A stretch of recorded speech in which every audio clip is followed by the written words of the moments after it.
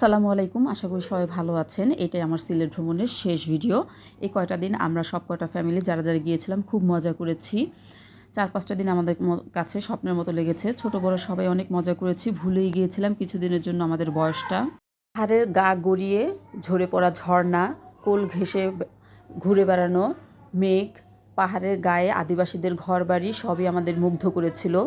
কয়েকদিন আমরা একেবারে খাওয়া দাওয়া রান্নাবান্না থেকে একটা বিরতিই ছিলাম।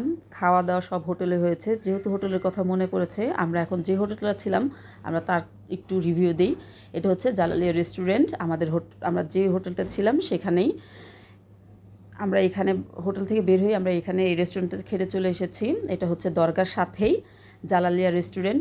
এটা আমরা যেদিন গিয়েছি সেদিন ছিল তাদের চতুর্থ দিন, মানে নতুন খুলেছে। এর পরিষ্কার খুবই ছিল নিট এবং ক্লিন। দিন হোটেলে উঠেছিলাম সেদিন ছিল এই হোটেলের 4 দিন, মানে নতুন চালু করেছে।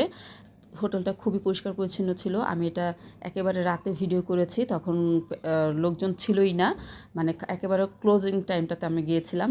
তারপরে এখানে আমরা আসার আগের দিন আমরা দরগা, শাহজালাল মাজার এবং শাহপরান মাজার দুটোটাকেই জিয়ারত করেছি। তারপরে আসার আগের দিনে এটা ভিডিও। তখন আমরা মাজার জিয়ারত করে সিলেটের সার্কিট হাউসের সামনে গিয়েছিলাম ঘুরতে। সেখানে একটা নদী আছে, নদীটা খুব সুন্দর। এতটা সুন্দরভাবে আমি ভিডিও করতে পারিনি। আর নদী এবং পানি একসাথে ভিডিওটা আসছিল না। যাই হোক, তারপরও যা হয়েছে আলহামদুলিল্লাহ। আমরা ফুচকা খেয়েছি এবং ফুচকাওয়ালার সাথে আমাদের কিছু বাকবিতণ্ড হয়েছে, কেননা তারা মাত্র সামান্য বোম্বাই মরিচ দেওয়ার কারণে 40 টাকার প্লেট আমাদের কাছে 80 টাকা মানে ডিমান্ড করছিল। যাই হোক, পরে আমরা সেটা ভালোভাবে মিটমাট করে চলে এসেছি। পরের দিন ঢাকায় আমরা চলে এসেছি বিকালের দিকে। 4টার বাসে উঠেছি। ট্রেনের টিকিট না পাওয়ায় আমরা বাসে চড়েই ঢাকায় ফিরতে হয়েছে।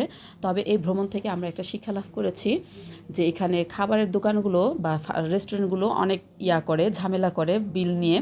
যাই হোক, আগে থেকে বলে নেওয়া ভালো। আমরা এখন সিলেট থেকে যা এনেছি তা দেখাচ্ছি। যখন কেনাকাটা করছিলাম মনে হচ্ছে কিছুই আনিনি, কিন্তু বাসায় এসে সাজানোর পরে দেখা যাচ্ছে যে আমরা অনেক কিছুই কিনেছি। বিভিন্ন ধরনের আচার, পারফিউম, তারপর ঝান্ডুয়াম, চকলেট, তারপরে মেয়ের জন্য খেলনা। এই কাঠের খেলনাটা মেয়ের এক চাচি মেয়েকে গিফট করেছে। সবাই ভালো থাকবেন।